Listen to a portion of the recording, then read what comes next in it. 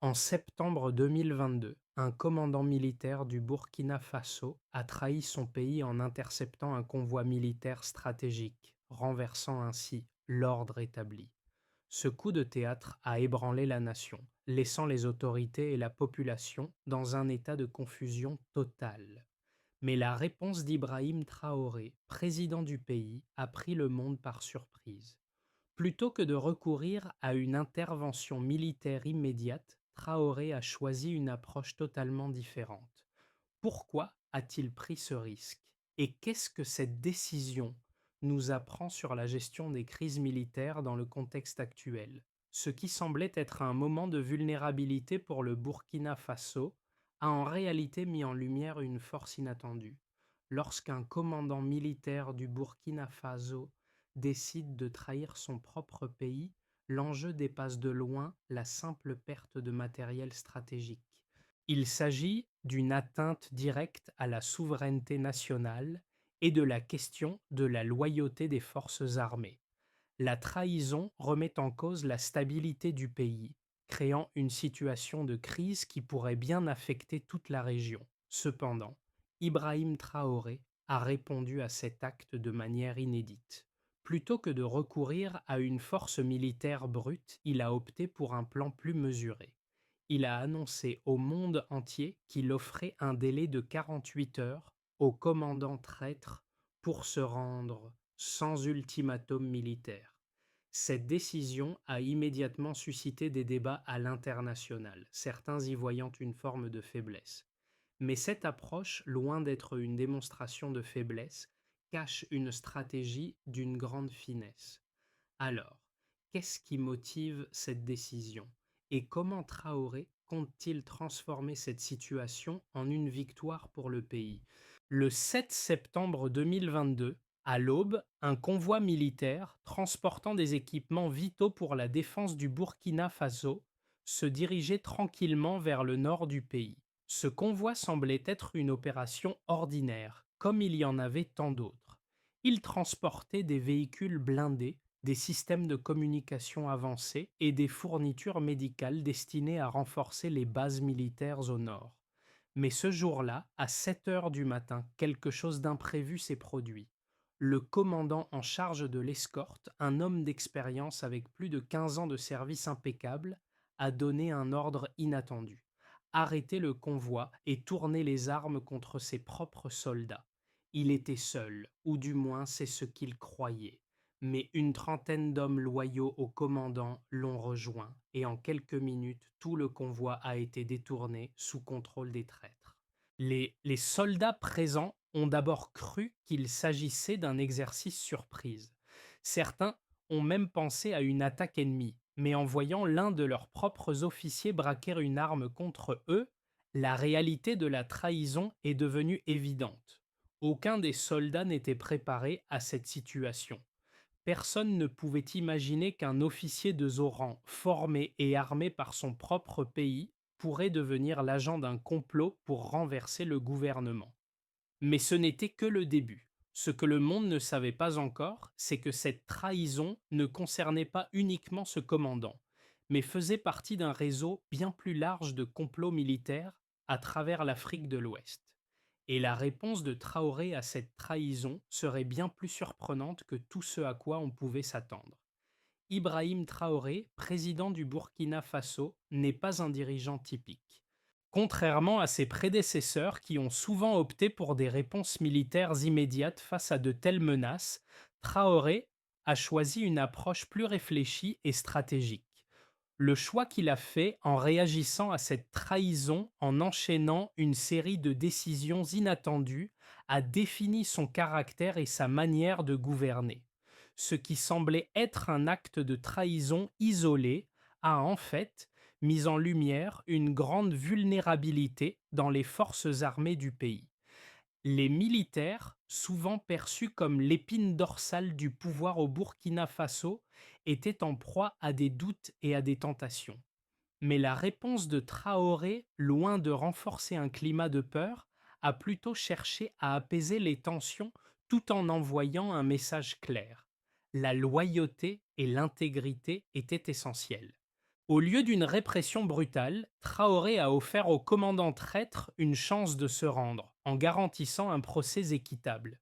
Il n'a pas seulement réagi à la trahison, mais a utilisé cette situation pour redéfinir l'équilibre du pouvoir au sein de l'armée, tout en renforçant la confiance du peuple dans son leadership.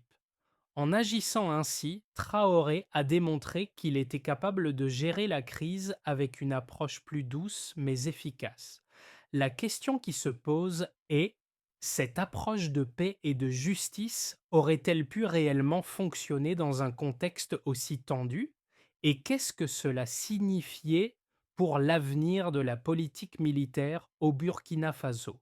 Le 7 septembre 2022, après l'attaque surprise contre le convoi militaire par un commandant de l'armée, la situation est rapidement devenue tendue. Ce convoi, transportant des équipements militaires essentiels pour la défense du pays, était un objectif stratégique, et sa capture a marqué un tournant dramatique dans la crise. À peine quelques minutes après l'interception, les traîtres avait pris le contrôle total, confisquant les véhicules blindés, coupant les communications et laissant les soldats désarmés et sous le choc. C'était une véritable trahison, mais également un choc pour les autorités militaires du pays. Cependant, alors que le gouvernement commençait à se préparer à une réponse militaire immédiate, Ibrahim Traoré a surpris tout le monde. Au lieu de se lancer dans une offensive, Traoré a pris une décision radicalement différente. Il a choisi d'offrir un délai de 48 heures au commandant traître pour se rendre, sans aucune menace de violence. Il a filmé un message vidéo dans lequel il expliquait calmement la situation et annonçait sa décision, tout en rassurant le peuple. Cette déclaration a secoué le monde entier, qui s'attendait à une action militaire immédiate. La question était désormais: pourquoi Traoré n'avait-il pas ordonné une répression brutale? Et quel effet cela aurait-il sur l'issue de la crise? L'impact immédiat de cette décision a été paradoxal. D'un côté, il a renforcé la position de Traoré en tant que leader mesuré et calme, prêt à prendre des décisions réfléchies sous pression. De l'autre côté, cela a ouvert la porte à des critiques internationales, certains analystes le qualifiant de naïf, affirmant qu'il avait montré une faiblesse et qu'il mettait en danger l'autorité de l'État en ne répondant pas plus fermement à la trahison. Au fur et à mesure que les heures passaient, la tension montait. Allait-il faire face à des conséquences imprévues de cette approche non conventionnelle? Et ce n'est qu'au bout de 24 heures que les premiers signes de la puissance de sa décision se sont manifestés. Dans les jours qui ont suivi, des informations cruciales ont émergé. Des vidéos anonymes ont commencé à circuler sur les réseaux sociaux, montrant que le convoi intercepté avait été arrêté non loin d'une école, mettant en danger la vie de centaines d'enfants. Cette révélation a profondément changé l'opinion publique, non seulement au Burkina Faso, mais aussi à l'international. Traoré savait depuis le début que l'opération militaire aurait mis des vies innocentes en danger. C'était ce facteur humain, bien plus que la simple capture du matériel, qui avait motivé sa décision de ne pas répondre par la violence.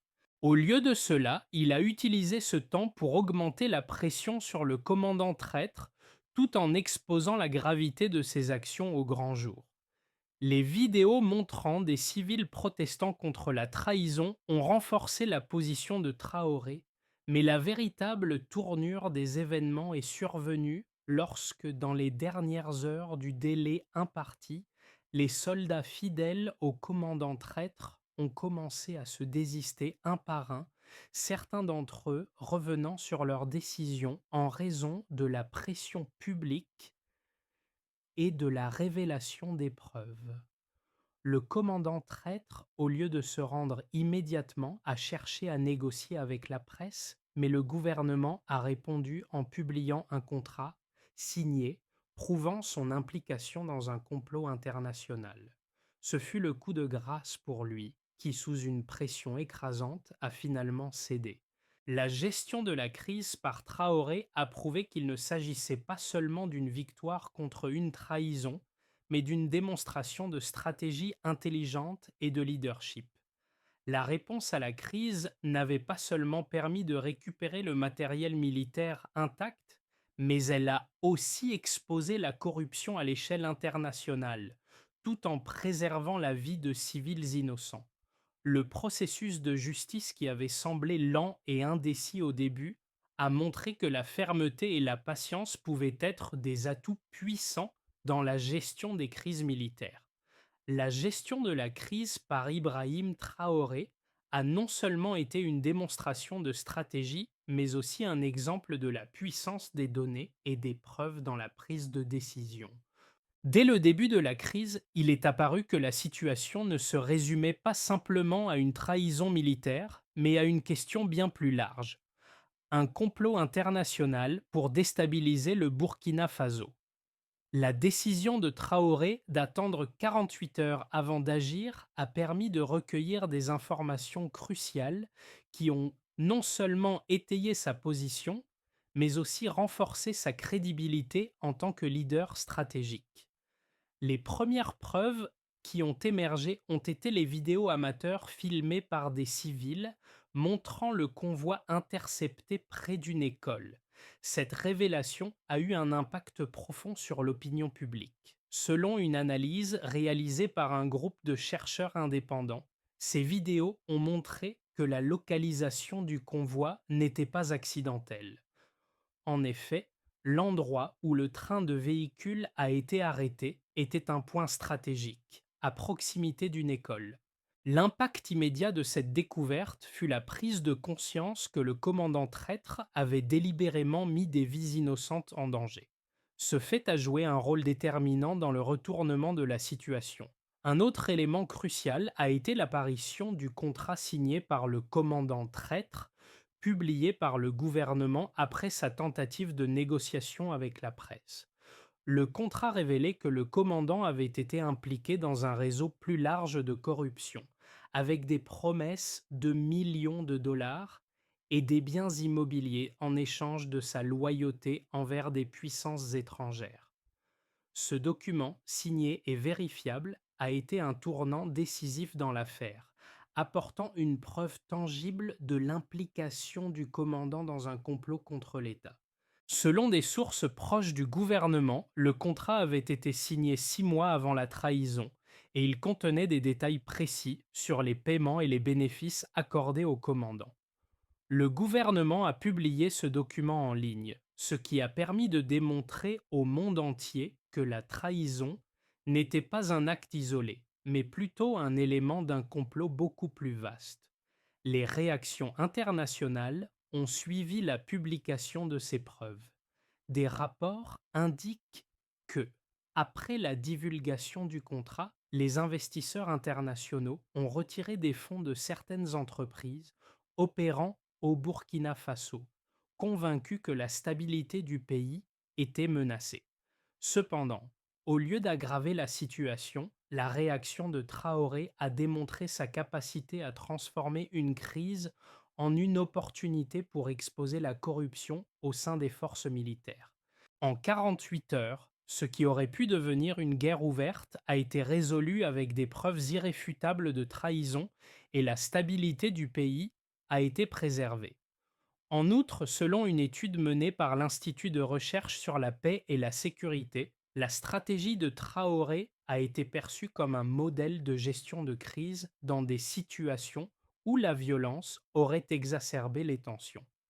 Les experts en sécurité nationale affirment que l'utilisation de données et de preuves concrètes, plutôt que des réponses impulsives, est devenue la clé pour désamorcer les crises dans un monde où la perception de la légitimité et de la justice joue un rôle central. Les autorités militaires burkinabées ont ainsi pu reprendre le contrôle de la situation sans perdre l'adhésion de la population, car l'opération de rétablissement de l'ordre a été perçue comme juste et mesurée plutôt que comme une répression violente. Lorsque l'on examine la réponse d'Ibrahim Traoré à la trahison du commandant, deux perspectives diamétralement opposées se dessinent. D'un côté, les défenseurs de Traoré soulignent que sa décision de ne pas recourir immédiatement à la force militaire a permis de résoudre la crise de manière pacifique et stratégique, évitant une escalade qui aurait pu nuire à la stabilité du Burkina Faso. En offrant au commandant une chance de se rendre, Traoré a montré une grande maîtrise de soi et une vision à long terme qui a non seulement préservé la vie de civils innocents, mais aussi exposé un complot plus large de corruption et de trahison au sein de l'armée.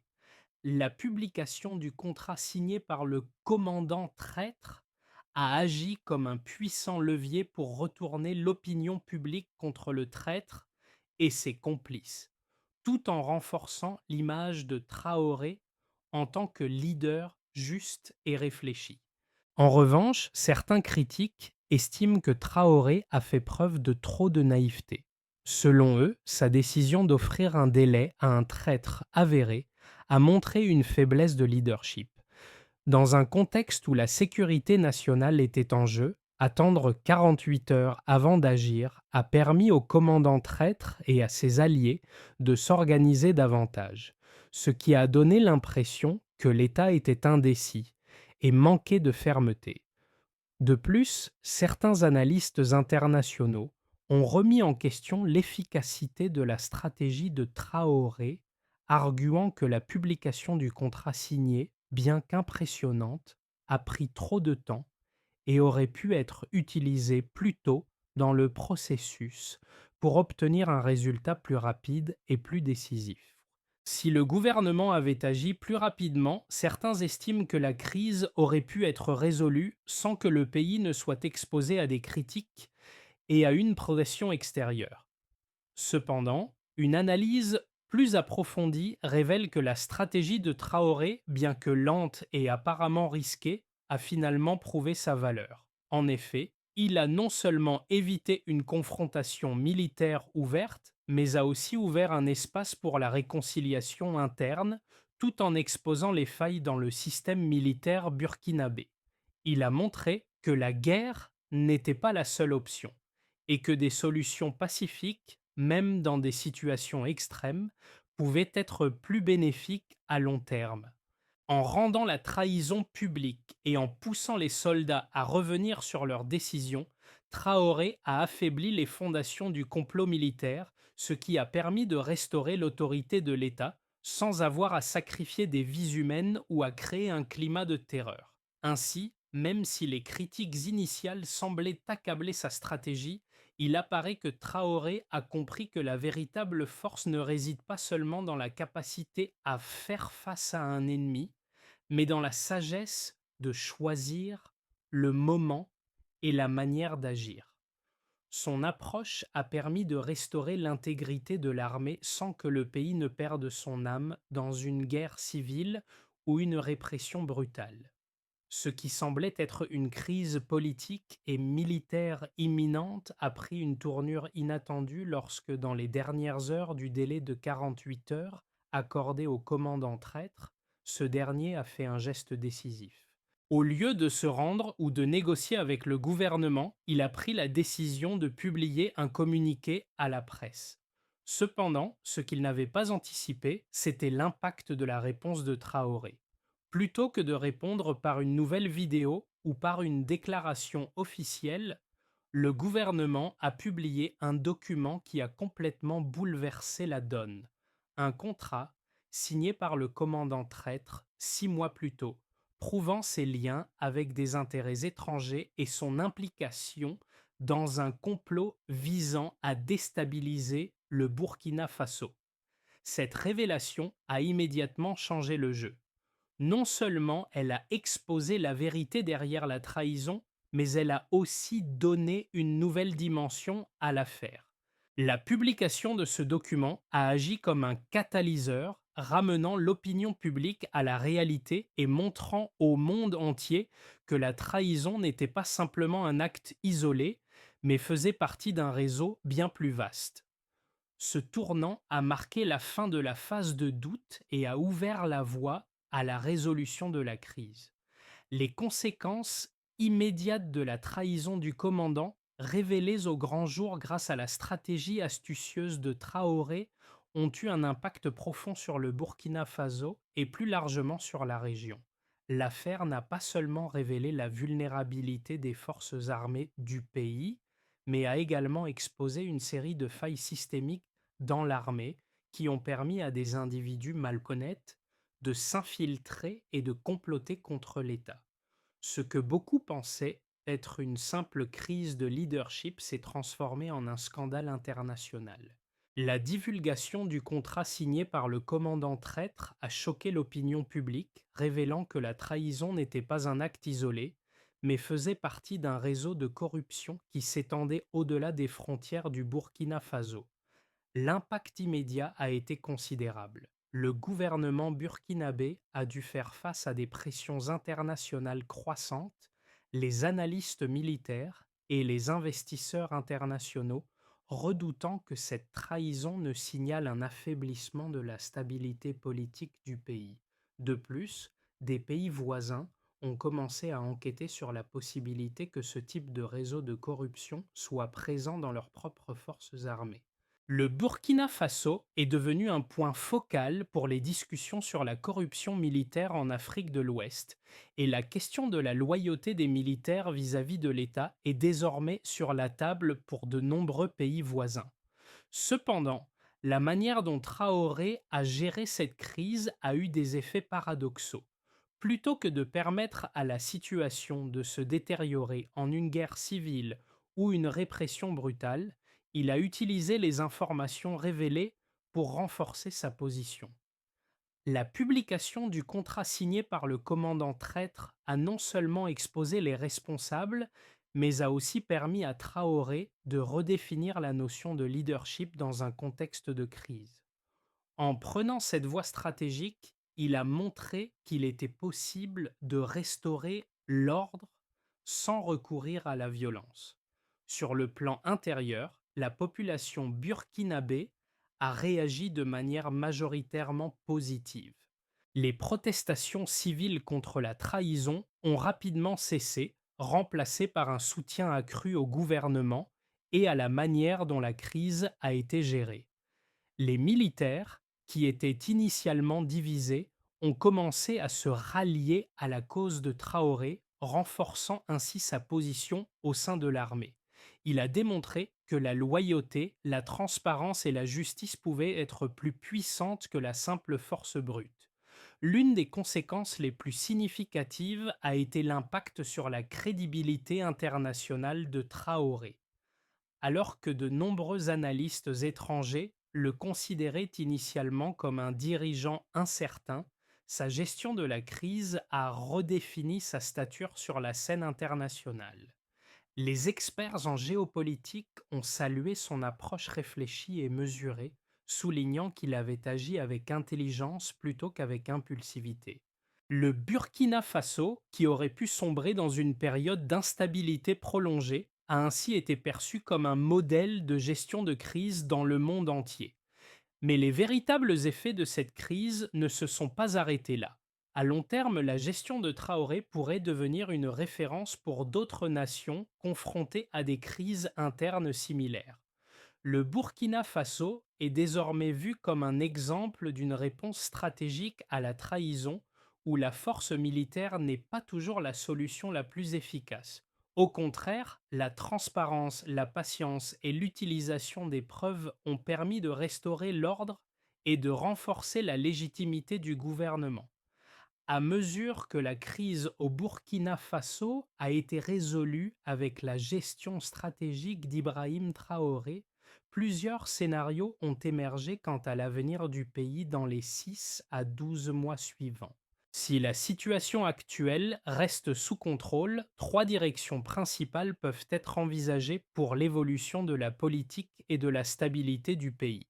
Dans le scénario de base, on verrait une stabilisation progressive et une consolidation du pouvoir.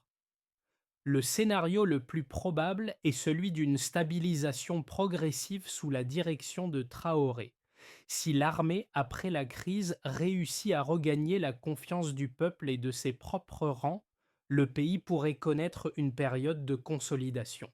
Traoré, fort de sa victoire diplomatique, pourrait mettre en place des réformes pour renforcer l'unité nationale, réduire la corruption et favoriser une meilleure coopération entre les militaires et le gouvernement civil.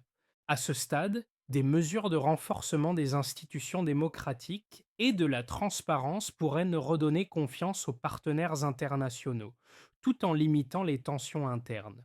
Cependant, le pays pourrait toujours faire face à des défis liés à la stabilité à long terme si des factions au sein de l'armée cherchent à semer la discorde. Dans un scénario optimiste, on assisterait à une expansion économique et à un leadership régional renforcé.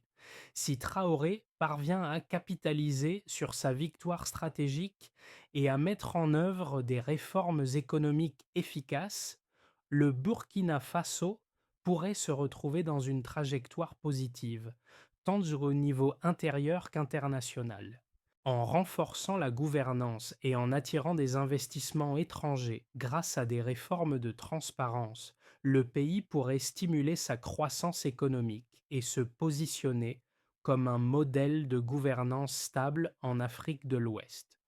Dans ce scénario, Traoré pourrait également renforcer son leadership régional en devenant un interlocuteur clé dans les discussions sur la sécurité et la coopération économique au Sahel. Cette trajectoire pourrait offrir des avantages durables pour la population et renforcer la position du Burkina Faso sur la scène internationale. Dans un scénario pessimiste, il pourrait y avoir une déstabilisation interne et des fractures politiques. Cependant, si les forces internes au sein de l'armée ou du gouvernement commencent à saper l'autorité de Traoré ou si des acteurs extérieurs tentent de déstabiliser le pays, le Burkina Faso pourrait connaître une nouvelle période d'incertitude. Dans ce scénario, des factions militaires mécontentes pourraient comme chercher à miner la position de Traoré, provoquant des tensions internes et des perturbations économiques. De plus, la lutte contre les groupes extrémistes et les défis sécuritaires dans la région du Sahel pourraient également mettre à l'épreuve la capacité du gouvernement à maintenir l'ordre. Cette situation pourrait entraîner des perturbations politiques et économiques, ainsi qu'une perte de soutien populaire, particulièrement si les promesses de réforme échouent à se concrétiser de manière tangible. À ce stade, une recommandation s'impose. Le scénario de base, bien qu'il semble le plus probable, nécessite une attention particulière à la gestion des fractures internes au sein de l'armée et à la mise en place de réformes structurelles qui garantiront la pérennité de la stabilité.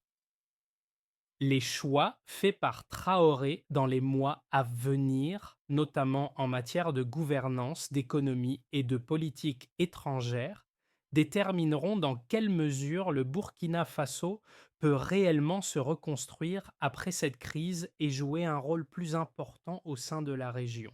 La gestion de la crise par Ibrahim Traoré n'a pas seulement eu des répercussions politiques et militaires, elle a également soulevé des questions profondes sur le leadership, la loyauté et la transparence. Pour les citoyens du Burkina Faso, l'approche de Traoré pourrait marquer un tournant dans la manière dont les leaders sont perçus et comment la gestion de crise nationale peut être réalisée de manière juste et réfléchie. Mais ce qui est particulièrement pertinent pour le reste du monde, c'est la manière dont cette situation révèle une vérité plus vaste sur la gouvernance moderne, l'importance de la transparence et de la stratégie sur la force brute. Dans un monde où la violence est souvent perçue comme la seule réponse aux crises, Traoré a démontré que des solutions pacifiques, fondées sur des preuves et la justice, peuvent mener à des résultats durables. Pour les autres nations en Afrique de l'Ouest et au-delà, l'histoire du Burkina Faso offre des leçons précieuses sur la gestion des conflits internes. En particulier, elle met en évidence l'importance de comprendre les motivations profondes des acteurs en crise et de répondre non seulement avec des mesures militaires, mais aussi avec des approches de gouvernance plus intelligentes et plus humaines. En fin de compte, l'histoire de Traoré montre que la vraie force d'un leader ne réside pas dans sa capacité à écraser ses ennemis, mais dans sa capacité à unir son peuple autour d'un avenir commun, même après avoir été confronté à la trahison. Pour l'avenir, la question reste ouverte. Quel modèle de leadership émergera dans la région? Les autres dirigeants suivront-ils l'exemple de Traoré en optant pour des solutions de gouvernance plus pacifiques et basées sur la justice? Ou, face à de nouvelles crises, la tentation de recourir à la violence demeurera-t-elle forte? La situation actuelle du Burkina Faso après la crise de la trahison militaire nécessite une approche méthodique pour garantir la stabilité à long terme.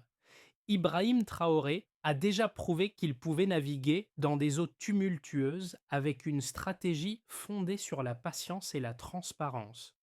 Toutefois, pour assurer une paix durable et éviter des crises similaires à l'avenir, il sera essentiel de mettre en place des réformes structurelles dans trois domaines principaux: la gouvernance, la sécurité et la transparence financière. D'abord, le renforcement de la gouvernance. La première étape pour garantir la stabilité à long terme réside dans la réforme du système de gouvernance. Traoré doit consolider l'autorité de l'État en s'assurant que les institutions démocratiques fonctionnent correctement et sont capables de résister à toute tentative de corruption ou de déstabilisation. Cela inclut la mise en place de mécanismes de contrôle plus stricts au sein de l'armée, la promotion de la transparence dans les décisions politiques et la révision des structures de pouvoir afin de s'assurer qu'aucun groupe ou individu ne puisse se placer au-dessus de la loi. Ensuite, la sécurisation de la stabilité militaire. L'armée a joué un rôle clé dans cette crise et son rôle continuera d'être central dans la gestion des crises futures. Toutefois, Traoré devra renforcer la loyauté et la discipline au sein des forces armées. Cela pourrait inclure des réformes dans la formation militaire, des programmes de gestion des conflits au sein de l'armée et l'intégration de mécanismes de surveillance pour prévenir toute autre forme de trahison. L'objectif est de garantir que l'armée soit un acteur de stabilité et non une source de division. Enfin, la transparence financière et la lutte contre la corruption. L'exposition du réseau de corruption derrière la trahison du commandant est un avertissement. Pour éviter des crises similaires, Traoré doit mettre en place des réformes strictes en matière de gestion financière publique. Cela comprend l'établissement de processus de transparence financière, la réduction des investissements étrangers influencés par des intérêts illégaux et la mise en place d'une surveillance indépendante des transactions publiques. Ces actions permettront de s'assurer que les ressources nationales sont utilisées à bon escient et non détournées pour des fins personnelles ou étrangères. En mettant en œuvre ces réformes de manière cohérente et avec un engagement fort en faveur de la justice et de la transparence, Traoré pourrait non seulement stabiliser le Burkina Faso, mais aussi offrir un modèle à suivre pour d'autres nations confrontées à des crises internes similaires. L'histoire de la crise militaire au Burkina Faso sous la direction d'Ibrahim Traoré est bien plus qu'un simple épisode de trahison. Elle représente un tournant décisif dans la manière dont les crises peuvent être gérées, non pas avec la brutalité de la force, mais avec la puissance de la stratégie, de la patience et de la transparence. Traoré a montré que la véritable autorité d'un leader ne réside pas dans la capacité à écraser ses ennemis, mais dans sa capacité à naviguer dans la tempête avec sagesse, tout en protégeant la population et en exposant les vérités cachées. Le Burkina Faso, qui aurait pu sombrer dans l'anarchie, a plutôt trouvé un chemin vers la réconciliation et la reconstruction. À travers sa gestion de la crise, Traoré a laissé un message fort. Même dans les moments les plus sombres, il est possible de faire la lumière sur la vérité, de restaurer la justice et de reconstruire la confiance. Ce message résonne bien au-delà des frontières du Burkina Faso, offrant un modèle de leadership qui pourrait inspirer d'autres nations face à des défis similaires. La crise a peut-être pris fin, mais l'héritage de cette gestion stratégique continuera de guider le pays vers un avenir plus stable et plus transparent. L'histoire de la trahison au Burkina Faso et la manière dont Ibrahim Traoré a choisi de la gérer nous rappellent qu'il est toujours possible de réagir avec intelligence et discernement, même dans les moments de crise. Si vous êtes un leader ou simplement quelqu'un intéressé par la gestion des crises, la question à se poser est la suivante. Comment réagiriez-vous face à une trahison au sein de votre propre organisation ou pays? Cette situation démontre qu'il est possible de gérer des situations extrêmes avec stratégie, transparence et une prise en compte des conséquences humaines. Quelles leçons pouvez-vous tirer de cette expérience pour appliquer à votre propre environnement? Au-delà de cette crise, l'histoire de Traoré nous invite également à réfléchir à ce que cela signifie être un leader dans le monde moderne. La loyauté, la transparence et la justice doivent être au cœur des décisions et chaque action doit être guidée par une vision à long terme, plutôt que par des réponses impulsives.